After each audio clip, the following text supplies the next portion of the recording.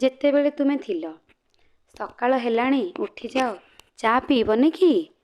ନା, ମୁଁ ସକାଳର ଚା ପିଇବା ବନ୍ଦ କରିଦେଇଛି। ତୁମେ ଯେତେବେଳେ ଥିଲ, ତୁମେ ସକାଳେ ମୋ ଦ୍ୱାରା ପ୍ରସ୍ତୁତ ଚା ପିଉଥିଲ। ଆମେ ଦୁହେଁ ଖୋଲା ଟେରାସ୍ରେ ଚା ପିଉଥିଲେ କିମ୍ବା ରୋଷେଇ ଘରେ। କିନ୍ତୁ ବର୍ତ୍ତମାନ ନୁହେଁ। କିନ୍ତୁ କାହିଁକି ସେହି ଚା? ନା, ଏହା କେବଳ ପ୍ରେମର ଏକ ରୂପ ଥିଲା। ତୁମେ ଚାଲିଯିବା ପରେ ଏକ କପ୍ ଚା'ର ଅର୍ଥ କ'ଣ? ତୁମେ ସେଜକୁ କ'ଣ ଝାଡ଼ିକି ସଜେଇକି ରଖିଦେଉଛ? ବେଡ଼ସିଟ୍ ଫିକ୍ସିଂ କରୁଛ? ହଁ, ମୁଁ ଏହା କରୁଛି ବହୁତ। ମୁଁ ଥିଲାବେଳେ ତ କେବେ ବି ବେଡ଼ସିଟ୍ ଝାଡ଼ୁନଥିଲ। ଆଚ୍ଛା, ସବୁବେଳେ ମୁଁ ଭାବୁଥିଲି ଏଇଟା ତୁମ କାମ। ମୁଁ କାହିଁକି କରିବି? ଆଚ୍ଛା, ତାହେଲେ ବହୁତ ସୁଧୁରି ଯାଇଛ। ତମେ ଏବେ କ'ଣ କରିବ? ଏବେ ପ୍ରଥମେ ମୁଁ ସେଇ ସ୍ଥାନକୁ ଯିବି ଯେଉଁଠାରେ ତୁମେ ମୋ ସହିତ ବେଳେବେଳେ ଯାଉଥିଲ। ମୁଁ ତୁମକୁ ଖୋଜେ, କିନ୍ତୁ ମୁଁ ତୁମକୁ ପାଏ ନାହିଁ। ମୁଁ ନିରାଶ ହୋଇ ଫେରିଆସେ। ଆଚ୍ଛା, ତାପରେ ତୁମେ କ'ଣ କରିବ? ଏହାପରେ ମୁଁ ସକାଳେ ଗାଧୋଇବାକୁ ଯାଏ। ମୁଁ ଥିଲାବେଳେ ତ ତୁମେ 12ଟାରେ ଗାଧୋଉଥିଲ। ତୁମକୁ ଦେଖିକି ମୋର ବି ଡେରିରେ ଗାଧୋଇବା ଅଭ୍ୟାସ ହୋଇଯାଇଥିଲା। ହଁ, କିନ୍ତୁ ବର୍ତ୍ତମାନ ମୁଁ କେବଳ ସକାଳେ ହିଁ ଗାଧୋଇ ପଡ଼େ, କାରଣ ବର୍ତ୍ତମାନ ଜୀବନର ଅର୍ଥ ବଦଳି ଯାଇଛି। ଗାଧୋଇବା ପରେ ତୁମେ କ'ଣ କରିବ? ମୁଁ ଭଗବାନଙ୍କୁ ଉପାସନା କରେ ଏବଂ ତୁମର ଫଟୋ ସାମ୍ନାରେ ଧୂପକାଠି ଜାଳିଦିଏ। ହଁ, କାହିଁକି ତୁମେ ପୂଜା କର? ମୁଁ ଭଗବାନଙ୍କୁ ପ୍ରାର୍ଥନା କରେ ତୁମର ଆତ୍ମାକୁ ଶାନ୍ତି ଦିଅ ଏବଂ ପ୍ରତ୍ୟେକ ଜନ୍ମରେ ତୁମକୁ ମୋ ପତ୍ନୀ ଭାବରେ ପାଇବାକୁ। ତୁମେ ମୋର ଏତେ ଯତ୍ନ ନିଅ। ତୁମେ ମୋତେ ଏତେ ଭଲ ପାଅ। ଆଗରୁ ବି ଭଲ ପାଉଥିଲି, କିନ୍ତୁ ତୁମେ ବୁଝିପାରୁନଥିଲ। ମୁଁ ବି ତ ତୁମକୁ ବହୁତ ଭଲ ପାଉଥିଲି। ତୁମେ କ'ଣ ବୁଝିପାରୁଥିଲ? ହଁ, ଠିକ୍ କହିଛ। ତୁମେ ବର୍ତ୍ତମାନ କ'ଣ କରିବ? ବର୍ତ୍ତମାନ ମୁଁ ଯୋଗ, ପ୍ରାଣାୟାମ ଇତ୍ୟାଦି କରିବି। ତୁମେ ମୋ ସାମ୍ନାରେ ତ ତାହା କେବେ କରିନାହଁ। ସେତେବେଳେ ମନ ଶାନ୍ତ ଥିଲା। ଏବେ ମନକୁ ଶାନ୍ତ କରିବାକୁ ପଡ଼ୁଛି। ଶାନ୍ତ ହେବାକୁ ଚା ତ ପିଇନ, କିଛି ଜଳଖିଆ ଖାଇବନି କି? ହଁ, ମୁଁ ଏହାକୁ 10ଟାରେ ଖାଇବି।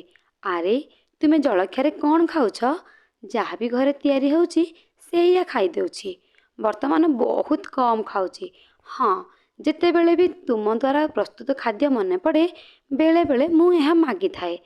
ସବୁବେଳେ କାହିଁକି ମାଗନି? ମୋତେ ତ ସବୁବେଳେ ମାଗୁଥିଲ। ମୁଁ ତୁମଠାରୁ ଏହା ଆଶା କରୁଥିଲି, କାରଣ ମୋର ତୁମ ଉପରେ ଏକ ବିଶେଷ ଅଧିକାର ଥିଲା। ତେଣୁ ଅଧିକାଂଶ ତୁମେ ମୋ ପସନ୍ଦର ଖାଦ୍ୟ ନ ପଚାରି ରାନ୍ଧୁଥିଲ। ଏବେ ବି କହିକି ଖାଇପାରିବ। ସମସ୍ତେ କ'ଣ ତମ ଭଳି ରୋଷେଇ କରିପାରିବେ? ସମସ୍ତେ ଏହାକୁ ତିଆରି କରିପାରିବେ ନାହିଁ। ଯାହା ବି ହେଉ, ମୋର ସ୍ୱାଦ ଏବଂ ପସନ୍ଦ ତୁମ ସହିତ ଚାଲିଯାଇଛି। ଆଚ୍ଛା, ତୁମେ ବର୍ତ୍ତମାନ କ'ଣ କରିବ? ବର୍ତ୍ତମାନ ମୁଁ ମୋବାଇଲକୁ 2 ଘଣ୍ଟା ବ୍ୟବହାର କରିବି। ମୁଁ ତୁମ ପାଇଁ କିଛି ଲେଖିବି। କାହିଁକି? ଏପରିକି 2 ଘଣ୍ଟା? ମୁଁ ମରିବା ପରେ ବି ମୋ ମୋବାଇଲ ସହିତ ତୁମର ଶତ୍ରୁତା ସମାପ୍ତ ହେଲା ନାହିଁ। ମୁଁ ଆରମ୍ଭରେ ଗାଳି କରିଥିଲି, ପରେ ମୁଁ ଗାଳି ବନ୍ଦ କରିଥିଲି। ହଁ, ମୁଁ ଏହାକୁ ବନ୍ଦ କରିଥିଲି, କିନ୍ତୁ ମୋ ମୋବାଇଲ ସବୁବେଳେ ତୁମ ମନରେ ରହିଲା, କେବଳ ଦେଖାଇବା ପାଇଁ। ମୁଁ ଚୁପ୍ ରହିଥିଲି। ଠିକ୍ ଅଛି, ବର୍ତ୍ତମାନ ତ ଗଣ୍ଡଗୋଳ କର ନାହିଁ। ଚାଲ ଯିବା ଆଉ ଏହାକୁ ଲେଖିବା। ତେଣୁ 2 ଘଣ୍ଟାରୁ ଅଧିକ ସମୟ ଲେଖ। ହଁ, ତୁମେ ବାଧା ଦେବାକୁ ନାହଁ। ଠିକ୍ ଅଛି, ତୁମେ ବର୍ତ୍ତମାନ କ'ଣ କରିବ? ମୋ ଆଖି କିଛି ସମୟ ପାଇଁ ଥକି ଯାଇଛି। ମୁଁ କିଛି ସମୟ ପାଇଁ ବିଶ୍ରାମ କରିବି। ମୁଁ ଆଖି ବନ୍ଦ କରି ଚାଲିଯିବି। ଠିକ୍ ଅଛି, ବିଶ୍ରାମ ନିଅ। ଆରେ, 3ଟା ସମୟ ହେଲାଣି। ଶୋଇଛ? ତୁମର ଖାଇବା ସମୟ ତ 12ଟା। ଉଠ। ମୁଁ ଜାଣେ ନାହିଁ କ'ଣ ରନ୍ଧା ହେଇଛି। ତୁମକୁ ତ ଏ ତରକାରୀ ପସନ୍ଦ ନୁହେଁ। କେମିତି ଖାଉଛ? କିନ୍ତୁ ଏବେ ପସନ୍ଦ। କାହିଁକି ନା ତୁମେ ଥିଲାବେଳେ ଚ୍ୟାଲେଞ୍ଜ କରିଥିଲ। ମୁଁ ହିଁ ତୁମର ସବୁ ନଖରାକୁ ସହୁଛି। ମୁଁ ଗଲା ପରେ ତୁମେ ସବୁ ଜାଣିପାରିବ। ତୁମେ ତ ଚାଲିଗଲ ଏବଂ ସାଙ୍ଗରେ ସବୁ ଖରାପ ଗୁଣ ନେଇଗଲ। ବହୁତ ବଦଳି ଗଲଣି। ମିଛ, ମୁଁ ବଦଳିନି। ଅସଲରେ ଯାହା ଥିଲି ତୁମେ ସାଙ୍ଗରେ ନେଇଯାଇଛ। ଏବେ ତ ଶରୀର ଅଛି, ନିଶ୍ୱାସ ଚାଲିଛି, ଆଉ କିଛି ନାହିଁ। ଚାକରାଣୀ ତୁମ ପସନ୍ଦର ଲାଫିଂ ବୁଦ୍ଧକୁ ଭାଙ୍ଗିଦେଲା। ଭାଙ୍ଗି ଯାଉ। ଆରେ ତୁମେ ରାଗି ନାହଁ? ନା, ବର୍ତ୍ତମାନ ମୁଁ ରାଗି ନାହିଁ। କାହିଁକି ନା ରାଗ ତ ନିଜ ଲୋକ ଉପରେ ଆସେ। ତୁମେ ଯଦି ଭାଙ୍ଗିଥାନ୍ତ, ନିଶ୍ଚିତ ଭାବରେ ତୁମ ଉପରେ ରାଗ ଆସିଥାନ୍ତା ଆକାଶ। ମୁଁ ବଞ୍ଚିଥିବା ବେଳେ ମଧ୍ୟ ତୁମେ ଏପରି ହୋଇଥାନ୍ତ। ହଁ, ମୁଁ ମଧ୍ୟ ଚିନ୍ତା କରୁଛି ଯେ ମୁଁ ତୁମ ସମୟରେ କାହିଁକି ଏପରି ନଥିଲି। ଜୀବନରେ ଆମେ କାହିଁକି ବହୁ ମୂଲ୍ୟବାନ ଜିନିଷ ହରାଇ ଦେଉ।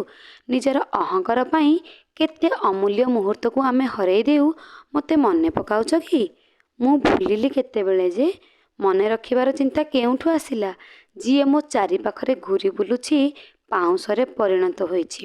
ଆସ ବର୍ତ୍ତମାନ ଶୋଇବାକୁ। ତୁମର ଶୋଇବାର ସମୟ ହେଇଗଲାଣି।